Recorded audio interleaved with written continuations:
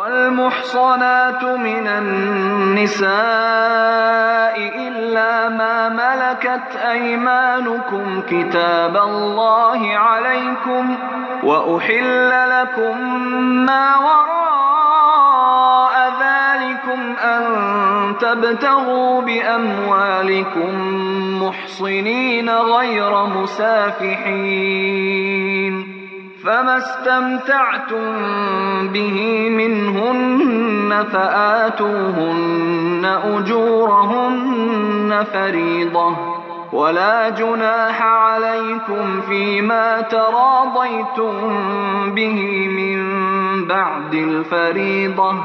إن الله كان عليما حكيما ومن لم يستطع منكم طولا أن ينكح المحصنات المؤمنات فمما ملكت أيمانكم من فتياتكم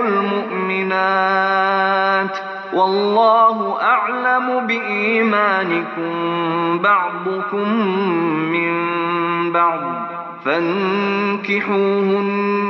بإذن أهلهن وآتوهن أجورهن بالمعروف محصنات غير مسافحات ولا متخذات أخدان فإذا أحصن فإن أتين بفاحشة فعليهن نصف ما على المحصنات من العذاب ذلك لمن خشي العنة منكم وأن تصبروا خير لكم والله غفور رحيم نحمدہ ونصلی علی رسولہ الکریم اما بعد فاعوذ باللہ من الشیطان الرجیم بسم اللہ الرحمن الرحیم رب اشرح لی صدری ویسر لی امری واحلل عقدۃ من لسانی یفقہوا قولی رب زدنی علما اللہم فقہنا فی الدین رب یسر ولا تعسر وتمم لنا بالخیر ربک نستعین السلام علیکم ورحمۃ اللہ وبرکاتہ۔ 5واں سپارہ الحمدللہ جس میں سورۃ النساء ہم دیکھ رہے ہیں۔ اللہ رب العالمین شروع کے اندر میں ہی کچھ عورتیں جو ہیں وہ حرام فرما دیتے ہیں، یعنی اور ایسی عورتیں جن سے تم مستثنیٰ ہو، جو جنگ میں تمہارے ہاتھ آئیں یا اللہ کا قانون جس کی پابندی تمہارے اوپر لازم کر دی گئی ہے، ان کے سوا جتنی بھی عورتیں ہیں انہیں اپنے مالوں کے ذریعے سے تم حاصل کر سکتے ہو، بشرط یہ کہ حصار نکاح میں ان کو محفوظ کرو، نہ کہ آزاد اور شہوت رانی کرنے لگو۔ پھر جو ازدواجی زندگی کا لطف تم ان سے اٹھاؤ، ان کے مہر ان کو بطور فرض ادا کرو، البتہ مہر کی قرار ادا ہو جانے کے بعد آپس کی رضامندی سے تمہارے درمیان کوئی سمجھوتا ہو جائے تو اس میں کوئی حرج نہیں کہ اللہ خوب جانتا ہے۔ مطلب کہ جب کسی سے نکاح کرنا ہو تو یہ والی جو پیچھے رکھی گئی ہیں کہ شہوت رانی نہ ہو، وہاں پر زنا کا مقصد نہ ہو، مہر کو ادا کریں اور ان سے نکاح کریں، اور نکاح ملانے کا مقصد یہ ہو کہ ان سے گھر ہی بسایا جائے۔ عرب کے اندر عموماً یہ ہوتا تھا کہ جو لونڈی غلام ہوتے تھے ان سے بدکاری کروائی جاتی تھی، اور ان کی جو مال ہوتا تھا، جو اسباب وہاں سے وہ لے کے آتے تھے، وہ حلال سمجھا جاتا تھا اور اس کے اوپر اپنی زندگی بسر کی جاتی تھی۔ تو وہ قاعدہ بھی ختم کر دیا گیا۔ پھر اس کے بعد میں اللہ نے کچھ حرمت کی رشتے بھی بتا دیے، جو شادی شدہ عورتیں ہیں وہ بھی تمہارے اوپر حرام ہیں، جیسے پیچھے تھیں تمہاری بیٹیاں حرام ہیں، تمہاری مائیں حرام ہیں، تمہاری بہنیں حرام ہیں، تمہاری پھوپھیاں خالائیں یہ حرام ہیں تمہارے اوپر۔ وہ بیٹیاں جو تمہارے گودوں میں کھیلتی ہیں، تمہاری پہلی بیویوں کی بیٹیاں، وہ بھی تمہارے لیے حرام ہے۔ اسی کے ساتھ میں اللہ نے پھر تمام شادی شدہ عورتیں بھی مومنین کے لیے حرام قرار دے دی ہیں۔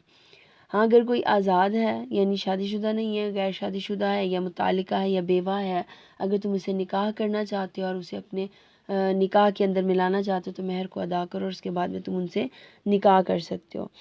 یہ وجہ اس لیے تھی کہ انسانی خواہشات ہیں، اللہ نے سب کے اندر رکھی ہوئی ہیں، تو فطری خواہشات میں سے خواہش جو ہے وہ شہوانی بھی ہے۔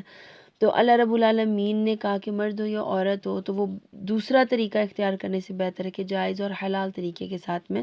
نکاح کر لیں اور اسی کے ساتھ میں زندگی کو بسر کریں۔ اب اسی کے ساتھ اللہ فرما رہے ہیں جو شخص تم میں سے اتنی مقدور نہ رکھتا ہو، اتنی قدرت نہ رکھتا ہو کہ وہ مسلمان محسنات سے نکاح کر سکے، تو اسے چاہیے کہ تمہاری ان لونڈیوں میں سے کسی کے ساتھ نکاح کر لے جو تمہارے قبضے قدرت میں ہیں۔ اب یہاں سے مراد یہ ہے کوئی ایک ایسا شخص جو ایک اعلیٰ نسب خاندان کے حساب سے نہیں شادی کر سکتا، اس کے پاس اتنا قدرت اتنی نہیں رکھتا وہ مہر کو ادا کرنے کی یا شرائط کو پورا کرنے کی، تو اس کے لیے بہتر ہے کہ وہ تھوڑے سے کم لیول میں جو لونڈی غلام ہیں ان سے نکاح کر لے یا تھوڑے سے کم لیول کے لوگوں میں سے نکاح کرے، لیکن نکاح کے لیے شرط وہی ہے جو اوپر گزر چکی ہیں، شہوت رانی نہ ہو، اور نکاح جو ہے وہ جائز و حلال طریقے سے، اور سب سے مین کہ مسلمان ہونی چاہیے، مومنہ اور مسلمان ہونی چاہیے۔ اب اسی کے ساتھ اللہ رب العالمین نے فرمایا کہ ایسی ہونی چاہیے جو چوری چھپے دوست نہ بناتی ہوں، یعنی کسی سے بھی جو ہے نا وہ چھپے ہوئے یارانے نہ گانٹتی پھرے، اور اس کے ساتھ میں یہ ہو کہ ان کا مقصد جو ہے وہ گھر بسانا ہی ہونا چاہیے۔ حضرت ابو ہریرہ کی ایک حدیث ہمارے پاس آتی ہے جس پر انہوں نے فرمایا کہ نبی کریم صلی اللہ علیہ وآلہ وسلم نے فرمایا عورت سے 4 چیزوں کے پیش نظر تم نکاح کرو، اس کے مال اور دولت کی وجہ سے، اس کے حسب نسب کی وجہ سے، اور اس کی خوبصورتی کی وجہ سے، اور اس کی دینداری کی وجہ سے۔ تیرے ہاتھ خاک آلود ہوں، دیندار عورت سے شادی کر کے کامیابی حاصل کرو۔ یعنی اب پیچھے اللہ کے نبی نے خود ہی یہ کیٹیگریز بتا دی ہیں 4، لیکن اس میں اللہ رب العالمین نے فرمایا کہ ان 4 میں سے تمہارے لیے جو بہتر ہے وہ اس کا عورت کا دیندار ہونا ہے، یعنی دین کو، اس کے اخلاق کو ہر حال میں اپنے سامنے رکھنا، پھر ان سے شادی کرنی ہے۔ رسول اللہ صلی اللہ علیہ وآلہ وسلم نے فرمایا دنیا فائدہ اٹھانے کی چیز ہے اور دنیا کی بہترین متاع یعنی فائدہ اٹھانے کی چیز نیک عورت ہے۔ یہ مسلم کی حدیث ہے آپ کے پاس۔ نبی کریم صلی اللہ علیہ وآلہ وسلم نے فرمایا خبردار کوئی مرد کسی عورت کے ساتھ تنہا نہیں ہوتا مگر اس کے ساتھ تیسرا شیطان ہوتا ہے۔ یہ اصل وجہ تھی نکاح کی طرف مائل کرنے کی کہ نکاح کیوں کیا جائے۔ اسی کے ساتھ میں ایک اور حدیث ہے کہ نبی کریم صلی اللہ علیہ وآلہ وسلم نے فرمایا تم میں سے کسی کے سر پر لوہے کا ہتھوڑا مارا جائے تو یہ اس سے بہتر ہے کہ وہ کسی ایسی عورت کو چھوئے جو اس کے لیے حلال نہیں ہے، یعنی اس سے بہتر ہے کہ تمہارے سروں کے اوپر ہتھوڑا مارا جائے، وہ بہتر ہے تمہارے لیے۔ پھر اللہ رب العالمین کہتے ہیں یرید اللہ لیبین لکم ویہدیکم سنن الذین من قبلکم ویتوب علیکم واللہ علیم حکیم۔ اللہ چاہتا ہے کہ تم پر ان طریقوں کو واضح کرے اور انہی طریقوں پر تم کو چلائے جن کی پیروی تم سے پہلے گزرے ہوئے نیک لوگ کیا کرتے تھے۔ وہ اپنی رحمت کے ساتھ تمہاری طرف متوجہ ہونے کا ارادہ رکھتا ہے اور وہ علیم بھی ہے اور دانا بھی ہے۔ یہ اللہ کی صفات ہے۔ اللہ تو تم پر رحمت کے ساتھ توجہ کرنا چاہتا ہے، مگر جو لوگ خود اپنی خواہشات کی پیروی کر رہے ہیں وہ چاہتے ہیں کہ تم راہ راست سے ہٹ کر دور نکل جاؤ۔ اللہ تم پر سے پابندیوں کو ہلکا کرنا چاہتا ہے کیونکہ انسان کمزور پیدا کیا گیا ہے۔ یہ پابندیوں کو ہٹانا تھا۔ آزاد نہیں میسر تو لونڈی غلام کر لو، تھوڑے سے کم لیول پہ کر لو۔ حسب نسب کے معاملے میں دین کو سب سے پہلے دیکھو، مال نہیں ہے تو مقرر جو کر رہے ہو مہر وہ اپنی جیب اپنی استطاعت سے مقرر کرو۔ اب اسی کے ساتھ میں اللہ رب العالمین پھر کھانے کے متعلق فرما رہے ہیں کہ حلال اور طیب کھاؤ، اور اسی کے ساتھ ہی اللہ رب العالمین ایک آیت فرما رہے ہیں کہ ان تجتنبوا کبائر ما تنہون عنہ نکفر عنکم سیئاتکم وندخلکم مدخلا کریما، کہ اللہ رب العالمین تمہاری چھوٹی موٹی برائیوں کو تم سے تمہارے حساب سے محو کر دے گا، دور کر دے گا، اور تمہیں عزت کی جگہ میں داخل کرے گا۔ لیکن اس کے لیے کرنا کیا ہے، ان تجتنبوا کبائر، بڑے بڑے گناہوں سے جو ہے وہ تم بچتے رہو، یعنی کبیرہ گناہوں سے تم بچتے رہو۔ ایسے اور کبیرہ گناہوں میں سب سے زیادہ کبیرہ گناہ کون سا ہے؟ سود کا مال کھانا، یعنی جتنے بھی کبائر ہیں دنیا کے اندر ان میں سے سب سے زیادہ ناپسندیدہ سود کھانا ہے۔ اس کی وجہ کیا ہے؟ حلال طیب رزق ہمیں مائل کیا گیا ہے اور اسی کی ترغیب دی گئی ہے، اور وہ جو اپنے ہاتھوں سے کماتے ہیں۔ لیکن سود واحد مال ہے جس میں ہمارا نہ تو جان ہماری لگتی ہے اور نہ ہی ہمارا مطلب کچھ بھی وقت بھی نہیں لگ رہا، کوئی بھی ایسی چیز ہماری ضائع نہیں ہو رہی، استعمال نہیں ہو رہی، لیکن گھر بیٹھے ہم نفع لے رہے ہیں۔ تو سود اسی لیے حرام کیا گیا کیونکہ اس میں آپ کا استعمال نہیں ہو رہا، جسم کا استعمال، عقل کا استعمال، وقت کا استعمال۔ اور اسی پر دیکھیں کہ عرب کہا کرتے تھے سود کیوں حرام ہے، محمد صلی اللہ علیہ وسلم سے پوچھا کرتے تھے سود اور تجارت میں کیا فرق ہے۔ دیکھیں تجارت میں آپ کا وقت بھی صرف ہو رہا ہے، آپ کی انرجی بھی لگ رہی ہے، آپ کسی سے ڈیلنگ کر رہے ہیں، کہیں سے جا کے خرید رہے ہیں، چیزیں خرید رہے ہیں، آپ کا وہ تمام وقت بھی اور وہ تمام انرجی لگ رہی ہے، اس کے بدلے میں آپ پروفٹ لے رہے ہیں تو وہ جائز ہے آپ کے لیے۔ لیکن ایک ایسی چیز جس میں کچھ بھی نہیں لگا اور آپ نے کسی کو اماؤنٹ دے دیا اور اسے کہا کہ نیکسٹ منتھ جب وہ اماؤنٹ ریٹرن کریں تو مجھے اس کے اوپر اتنے پرسنٹ جو ہے نا وہ سود چاہیے، اضافہ چاہیے، اس پہ تو کچھ بھی نہیں آپ کا صرف ہوا۔ جب صرف ہی کچھ نہیں ہوا تو وہ لے کے آنے والا مال جو اصل مال کے اوپر لے کے آیا، زائد مال تھا، تو آپ کا سود میں گیا۔ تو اس پر بھی دیکھیں کہ باطل طریقے سے چیزیں کھانے میں کیا آتا ہے، کسی کا مال چوری کرنا، ڈاکے سے کھانا، غصب کرنا، خیانت، رشوت، سود، ناجائز طریقے سے دباؤ ڈال کر بیوی کے مہر کو واپس، کیونکہ پیچھے ہم مہر کے اقسام پڑھ رہے تھے، مہر کو معاف کروا لینا، واپس کروا لینا، یا پھر ذخیرہ اندوزی کر کے اشیاء کا بیچنا، یہ تمام کے تمام طریقے جو ہے نا وہ شریعت ہمیں کہہ رہی ہے یہ حرام اور ناجائز ہے۔ اس طریقے کو حلال قرار دینا جو ہے نا وہ ہم اس کو تجارت کہہ دیں، جی ذخیرہ اندوزی بھی تجارت ہے، نہیں۔ ذخیرہ اندوزی کیوں کی جاتی ہے؟ سب سے پہلے تو یہ دیکھنا چاہیے نا، انما الاعمال بالنیات، نیتوں کے حساب سے آپ کے اعمال ہیں۔ پھر اسی کے اوپر نبی کریم صلی اللہ علیہ وسلم نے حدیث فرمائی کہ تم سے پہلے لوگوں میں سے ایک آدمی کو پھوڑا نکلا، پھر جب اسے سخت تکلیف ہوئی تو اس نے ترکش سے تین نکال کر اس سے پھوڑا چیر دیا اور خون بند نہ ہونے کی وجہ سے وہ آدمی مر گیا، تو تمہارے رب نے فرمایا کہ میں نے اس پر جنت حرام کر دی۔ اب یہ دیکھیں یہ کیا ہوا، اس نے خود کو اذیت دی۔ سود بیسیکلی آپ کی روح کو اذیت میں ڈالتا ہے، آپ کے جسم کو تو وہ ڈالے گئی۔ اب سودی کام سے جو آپ نے مال کمایا، یا آپ نے ناجائز طریقے سے مال کمایا، یا حرام طریقے سے مال کو کمایا، اس حرام سے آپ نے جو لقمہ لیا آپ کے پیٹ میں گیا، وہ اس لقمے کا نتیجہ یہ ہے کہ آپ سے آپ کی دعائیں قبول کرنا بند کر دی جاتی ہیں، دعائیں قبول نہیں ہوتی، اس زبان سے نکلی ہوئی دعائیں اللہ قبول نہیں کرتا جس کے پیٹ کے اندر میں حرام کا لقمہ ڈالا جاتا ہے۔ تو یہاں پر بھی وہی ہے، کسی بھی طرح سے حرام، حالانکہ دیکھا یہ گیا اس کو پھوڑا نکلا تھا، تکلیف میں تھا وہ، ٹھیک ہے، اور اس نے اس تیر سے جو ہے اس پھوڑے کو زخم دے دیا، لیکن وہ زخم بگڑ گیا اور اسی کے اندر میں وہ فوت ہو گیا۔ تو اللہ اپنے آپ کو قتل کرنے سے بھی جو ہے نا عذاب میں مبتلا کرتا ہے، اور سود جو ہے وہ اصل میں خود کے نفس کو قتل کرنا ہوتا ہے، کہ ہم اپنی اس شریعت کے جو نفس ہمیں اندر سے نا ایک آواز آ رہی ہوتی ہے یہ غلط کام ہے، ہم اس آواز کو دباتے ہیں، اس کا قتل کرتے ہیں، پھر اس کے بعد ہم غلط کاموں کے اندر میں انوالو ہونا شروع ہو جاتے ہیں۔ پہلی مرتبہ میں آواز اندر سے آئے گی، دوسری مرتبہ، تیسری مرتبہ، اس کے بعد آوازیں آنا بند ہو جاتی ہیں، تو انسان کو لگتا ہے نہیں جی یہ جو میں کام کر رہی ہوں یہ حلال ہے، الحمدللہ اس میں کوئی مسئلہ نہیں ہے۔ سورس کو دیکھیں، جو بھی ذریعہ آپ کا ہے نا آپ اس ذریعے کو دیکھیں، آیا وہ ذریعہ حلال ہے یا حرام ہے، اس کے علاوہ اور کچھ بھی نہیں ہے۔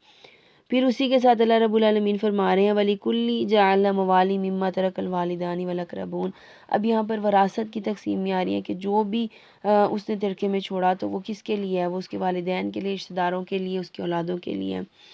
جو بھی ترکہ ہم چھوڑ رہے ہیں۔ اچھا اس پر دیکھیے اب اگلی جو آیت ہے نا وہ ہمارے ہمسایوں کے لیے آ رہی ہیں، اور نبی کریم صلی اللہ علیہ وآلہ وسلم کی حدیث مبارکہ ہے کہ مجھے ایسا لگا اللہ بار بار قرابت جو ہمسایہ ہمارا قریبی ہمسایہ، اگر تو وہ رشتہ دار ہے تو زیادہ بہتر ہے، اگر انجان ہے تو بھی، اس کا اتنا اللہ نے مجھے تاکیدی حکم دیا بار بار کہ ایک وقت میں مجھے آ کے لگا کہ اللہ کہیں وراثت میں بھی ہمسایوں کو حق نہ دے دے، وراثت میں بھی ان کو کہیں حقدار حصے دار نہ بنا دے۔ تو اتنا اللہ رب العالمین ہمسایوں کے متعلق جو ہے نا وہ احکامات وہ کرتے ہیں وصیت کے لیے، تاکید کہ بھئی آپ نے جو ہے وہ لازماً اپنے، اور اس پر دیکھیں کہ آپ کے دائیں جانب سے بھی 40 گھر آپ کے ہمسایوں میں شامل ہوتے ہیں، بائیں جانب سے بھی، آپ کے سامنے سے بھی، اور آپ کی پشت کی جانب، پچھلی جانب سے بھی آپ کے 40 گھر، ان کا آپ کے اوپر حق ہے، یہ آپ کا ہمسایہ شمار ہوتا ہے۔ اسی میں حضرت عائشہ نے جب پوچھا تھا نا کہ اللہ کے نبی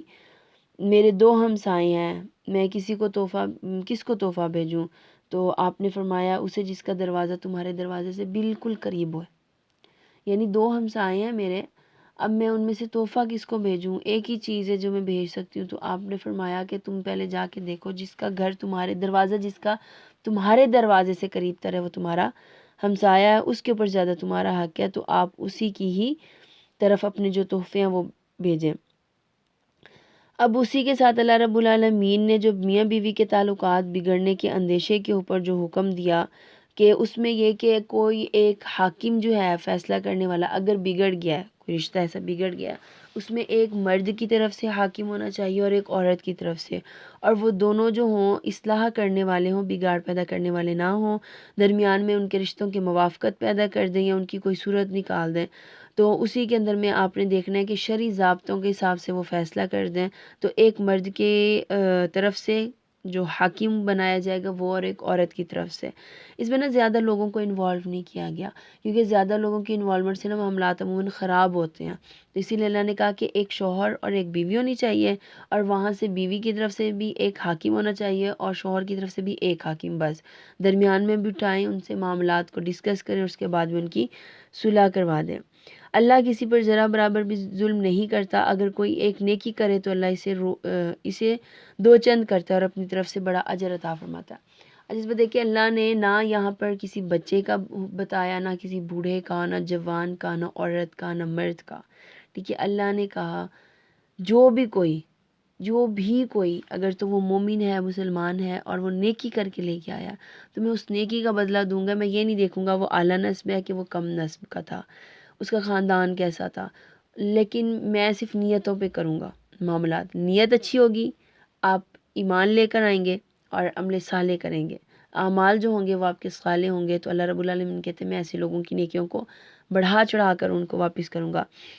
اس دن یعنی قیامت کے دن جن لوگوں نے رسول کی بات نہ مانی، انکار کیا، کفر کیا اور اس کی نافرمانی کرتے رہے، وہ یہ تمنا کریں گے کاش زمین پھٹ جائے اور وہ اس کے اندر سما جائے۔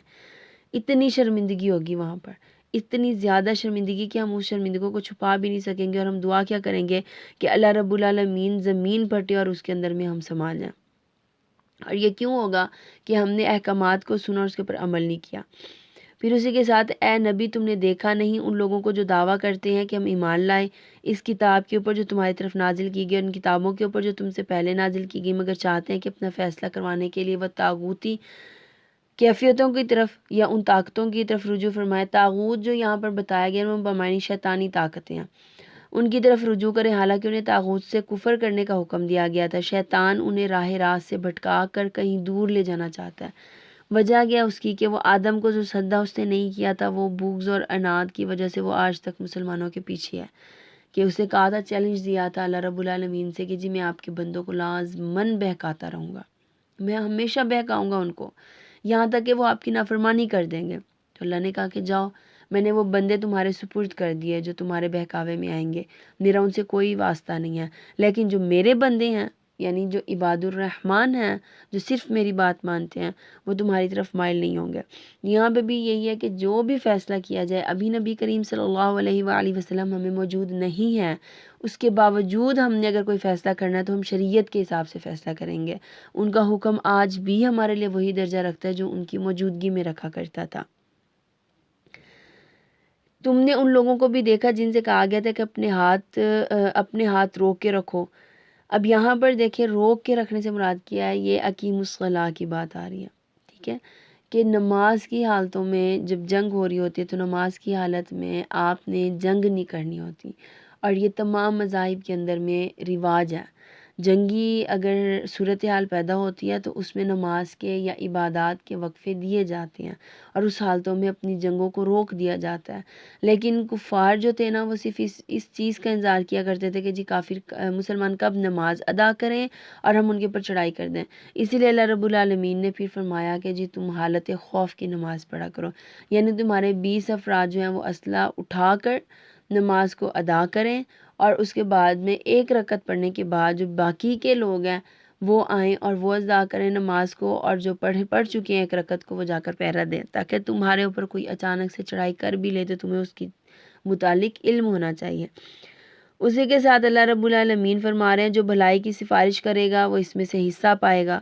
ٹھیک ہے۔ جو بھی اب یہ دیکھیں کسی کو آپ مائل کر کے لے کے آ رہے ہیں کسی دین کے کام کی طرف میں، اب اس کے اندر میں آپ کو حصہ مل رہا ہے، اجر مل رہا ہے۔ کسی کو آپ نے نماز کی طرف راغب فرما دیا، اب وہ راغب جو ہوا وہ نماز پڑھ رہا ہے، وہ اس کو اجر تو مل رہا ہے، اس کا اجر تو ثابت ہے، اس کے ساتھ میں آپ کو بھی ایک حصے کا اجر دیا جا رہا ہے جب تک کہ وہ نماز قائم کرتا رہے گا، تو اسی کی طرف ہے، یعنی اجر ملے گا اس کو۔ اور اگر اس کے کہنے سے کوئی نیک کام ہو گیا تو اس کے لیے بھی وہ صدقہ جاریہ بنے گا، اور اللہ جو ہے نا وہ بڑائی کی سفارش کرے گا اور اس میں سے حصہ پائے گا، اور اللہ ہر چیز کے اوپر نظر رکھنے والا ہے۔ چھوٹی سے چھوٹی نیکی بھی نہ اللہ رب العالمین ضائع نہیں کرتے ہماری۔ اللہ رب العالمین کو پتہ ہے یہ بندہ کتنی محنتوں اور کتنی مشقتوں سے جو ہے وہ میرے پاس اس چھوٹی سی نیکی کو لے کے آیا ہے، تو اللہ اسے ضائع نہیں کرتے۔ اور اللہ رب العالمین کہہ رہے جب کوئی تمہیں احترام کے ساتھ سلام کرے تو اس کو اس سے بہتر طریقے کے ساتھ جواب دو، یا کم سے کم وہی طریقہ ہے اسے لوٹا دو۔ اگر کسی نے آپ کو السلام علیکم ورحمۃ اللہ کہا ہے تو آپ اس کو وعلیکم السلام ورحمۃ اللہ وبرکاتہ بھی بول دیں، اضافت کر دیں، برکتیں بھی نازل فرما دیں، وہ مغفرہ بھی بول دیں، آپ کی بخشش بھی ہو، آپ کی مغفرت بھی ہو، وہی لوٹا دیں، ٹھیک ہے۔ بہتر ہے کہ زیادہ دے دیں، اگر زیادہ نہیں دے سکتے جواب تو وہی لازماً لوٹا دیں، اور اگر جو یہ خاموشی اختیار کر لی جاتی ہے تو اس پر یہ دیکھیں کہ اللہ کو ناپسند ہے، کیونکہ جنت میں جب ہم جائیں گے تو ہمارا جو سب سے پہلا کلام ہوگا وہ سلام ہوگا، سلامتی ہوگی، رحمان کی طرف سے بھی جو ہمارے ساتھ کلام کیا جائے گا وہ سب سے پہلے سلام ہوگا، ٹھیک ہے۔ تو اللہ رب العالمین اس عادت کو بھی اپنانے کی توفیق عطا فرما دے۔ پھر اسی کے ساتھ اللہ منافقین کی تھوڑی سی چیزیں لے کے آئے ہیں کہ پھر تمہیں کیا ہو گیا کہ منافقین کے بارے میں تمہارے دل میں دو رائے پائی جاتی ہیں، حالانکہ جو برائیاں انہوں نے کمائی ہیں ان کی بدولت اللہ انہیں الٹا پھیر چکا، کہ تم چاہتے ہو کہ جسے اللہ نے ہدایت نہیں بخشی سے تم ہدایت بخش دو، حالانکہ جسے اللہ نے ہدایت کے راستے سے ہٹا دیا یعنی صراط مستقیم سے ہٹا دیا، اس کے لیے تم کوئی راستہ نہیں پا سکتے۔ منافق کا دوہرا رویہ کیا تھا؟ نبی کریم صلی اللہ علیہ وآلہ وسلم کے پاس آتے تو کہتے ہیں ہم محمد آپ کے ساتھ ہیں، اور جب الگ ہوتے خلوتوں میں جاتے ہیں تو اس کے بعد میں کہتے اپنے معبودوں کو یا پھر وہ جن کی پیروی کیا کرتے تھے کہ ہم تو صرف محمد سے مذاق کر رہے تھے۔ تو اللہ یہاں فرما رہے ہیں کہ اے نبی آپ ایسے منافقوں کے اوپر قوام نہیں ہیں، کم سے کم دنیا کے اندر رہتے ہوئے نا ہم ہدایت ان لوگوں کو دے سکتے ہیں جو ہدایت کے طالب ہوں، کیونکہ ہدایت جو ہے وہ اللہ رب العالمین کی طرف سے عطیہ ہوتی ہے، یہ عطائے ربی ہے، ہمیں سے کوئی نہیں دے سکتا، یہ اللہ جس کے اوپر عطا کرتے ہیں صرف اسی کو ملتی ہے۔ ہم وسیلہ بن سکتے ہیں کسی کو ان کاموں کی طرف لے کے آنے کا، لیکن ہم ہدایت نہیں دے سکتے کسی کو بھی۔ پھر اسی کے ساتھ میں قتل کے معاملات ہو گئے کہ جان بوجھ کر اگر قتل کریں تو پھر اس کے فدیے کیا ہونے ہیں، وہ تمام احکامات، اور اس کے ساتھ میں پھر نبی کریم صلی اللہ علیہ وسلم کو حالت جنگ میں نماز کی تاکید کا حکم دیا گیا۔ پھر لوگوں نے سب سے سوال کیا کہ اللہ رب العالمین کے نبی سے کہ کون سا جو عمل ہے نا وہ سب سے افضل ہے، اللہ کے نبی کون سا عمل ایسا جو افضل ہے، تو آپ نے فرمایا وقت کے اوپر نماز پڑھنا، یعنی اول وقت میں نماز کا پڑھنا جو ہے وہ تمہارے لیے سب سے زیادہ افضل ہے۔ پھر اس کے بعد شیطان کا چیلنج کہ میں ان کو بہکاؤں گا، میں ان کو الجھاؤں گا، میں ان کو حکم دوں گا کہ وہ جانوروں کے کان کاٹ دیں، ان کے کانوں کو پھاڑ دیں، میں انہیں حکم دوں گا کہ وہ اللہ کی تخلیق میں رد و بدل کر دیں، یعنی انسانی جسم کے اعضاء کو تبدیل کر دیں بغیر کسی ضرورت کے۔ جس نے اللہ کے بجائے اس شیطان کو اپنا ولی اور دوست بنا لیا وہ صریح نقصان میں پڑ گیا۔ اللہ کہتے ہیں میرا کوئی نقصان نہیں ہے، وہ خود ہی نقصان میں چلا گیا۔ پھر اسی کے ساتھ وہ ان لوگوں سے وعدے کرتا ہے، انہیں امیدیں دلاتا ہے، مگر اس کے سارے وعدے فریب کے سوا کچھ بھی نہیں ہے۔ جتنے بھی شیطان ہم سے وعدے کرتے ہیں نا وہ فریب کے سوا کچھ بھی نہیں ہے نا۔ قیامت کے دن وہ پھر جائے گا، وہ کہے گا میں نے تو تمہیں حکم ہی نہیں دیا تھا کہ تمہارے پاس خود نہیں آئی تھی، عقل تھی تمہارے پاس، شعور تھا تمہارے پاس، تو تم احکامات کو مان لیتے، تم نے اس سے روگردانی کی ہے تو آج پھر خود ہی بھگت لو۔ پھر اسی کے ساتھ اللہ رب العالمین فرما رہے ہیں اگر کسی شوہر کو اس کی بیوی سے بدسلوکی کا خطرہ ہو تو اس کو پھر 3 احکامات دیے گئے۔ سب سے پہلے اسے سمجھاؤ، اگر وہ عورت نہیں سمجھ رہی پھر بھی بدسلوکی کیے جا رہی ہے تو دوسرے نمبر پہ ان کے بستر الگ کر دو، یعنی ان کے ساتھ میں زندگی بسر کرنے کے لیے بستروں کو الگ کر دو، رات میں ان کے قریب مت جاؤ۔ اس سے بھی وہ اگر سمجھ نہیں پا رہی تو تیسرے نمبر پہ جا کے آتا ہے مارنا، لیکن مارنے میں بھی نبی کریم صلی اللہ علیہ وسلم نے فرمایا ایسی مارنا ماری جائے جس سے جسم میں تکلیف ہو، چہرے پر نہ مارا جائے بالخصوص، اور اگر مارنا مقصود ہو تو اتنی ٹہنی سے مارو جتنی مسواک کی ٹہنی ہوتی ہے، یعنی مسواک کی ٹہنی کے برابر میں ٹہنی لے کے آپ نے مارنا ہے، اس کے علاوہ آپ کو حکم نہیں ہے۔ پھر اسی کے ساتھ اللہ رب العالمین منافقوں کی بات کر رہے ہیں کہ بشارت دے دو منافقوں کو کہ ان کے لیے دردناک عذاب ہے، اور انہیں خوشخبری سنا دو دردناک عذاب کی۔ اب کون سے منافق؟ یہ دیکھیں نا، منافقت کی بھی اقسام ہے۔ جب بھی بولے گا جھوٹ بولے گا، وعدہ خلافی کرے گا، امانت کرے گا تو امین بنایا جائے گا تو اس میں خیانت کرے گا، اور جب بھی کلام کرے گا گالم گلوچ کرے گا۔ اس کی کلام جو ہے نا، اس کا وہ گالم گلوچ سے اور طعن زنی سے مبرہ ہی نہیں ہوتا، پاک ہی نہیں ہوتا۔ تو یہ منافقین کی اقسام ہے، ابھی بھی یہ معاشرے کے اندر موجود ہوتی ہیں، لیکن اس پر ہمیں یہ حکم دیا گیا ہے اگر کسی کے اندر یہ صفات پائی بھی جا رہی ہیں، ہم نے اس کو منہ پہ منافق نہیں بولنا، یہ ہمیں حکم دیا گیا۔ پھر منافقوں کی بات آ رہی کہ وہ نماز میں جب کھڑے تو وہ کسالہ کی کیفیت میں کھڑے ہوتے ہیں، ڈھیلے ڈالے سے۔ تو حضرت عبداللہ فرماتے ہیں کہ ہم دیکھتے ہیں کہ سوائے منافق کے نماز سے کوئی بھی پیچھے نہیں رہتا، ٹھیک ہے۔ اس وقت میں یہ پہچان بھی ہوتی تھی منافق کی کہ وہ نماز میں پیچھے رہ جاتا تھا، جس کا نفاق ظاہر ہو یا وہ بیمار ہو، اگر بیمار ہوتا تو بھی 2 آدمیوں کے سہارے چلتا ہوا نماز پڑھنے کے لیے آ جاتا۔ یہ دیکھیں وہاں پر ایمان کو چیک کرنے کا لیول کیا تھا، نماز نہیں چھوڑنی، نماز پڑھنی ہے، بیمار بھی ہیں تو 2 لوگوں کے سہارے چل کے اور نماز کو ادا کریں، ورنہ ہم سمجھیں گے کیا منافق ہے۔ یہ چیک کرنے کا لیول تھا، اور ہم میں دیکھا جائے تو نماز ہمیں وہ اہمیت ہی نہیں رکھتی جو تھی، جو فرضیت کے درجے پہ ابھی بھی موجود ہے۔ تو اسی پر دیکھیں نبی کریم صلی اللہ علیہ وآلہ وسلم نے پھر ایک حدیث فرمائی منافقین کے لیے کہ جس نے بغیر عذر کے 3 جمعے چھوڑ دیے تو وہ منافق لکھا جاتا ہے، ٹھیک ہے۔ اور ایک مجھے نہیں پتا وہ صحیح سند کی حدیث ہے کہ نہیں، اس میں تھا کہ اگر کوئی لگاتار 3 جمعے چھوڑتا ہے تو وہ حالت اسلام سے خارج بھی ہو جاتا ہے، اسے دوبارہ سے تجدید ایمان کرنا پڑتا ہے۔ اور معاشرے کے اندر میں اتنی یہ برائیاں پھیل چکی ہیں کہ ہمیں نماز کو ترک کرنے میں کوئی برا فعل لگتا ہی نہیں ہے کہ ہم نے نماز کو چھوڑ دیا تو کوئی برا فعل ہے، ہمیں بھی محسوس ہی نہیں ہوتا۔ اسی کے ساتھ اللہ رب العالمین ہمیں نماز کا پابند بنا دیں، اور جتنی بھی احکامات ہیں وہ تمام ہمیں قبول کرنے والا بنا دیں۔ وآخر دعوانا ان الحمد للہ رب العالمین۔ سبحانک اللہم بحمدک اشہد لا الہ الا انت استغفرک واتوب الیک۔ السلام علیکم ورحمۃ اللہ وبرکاتہ۔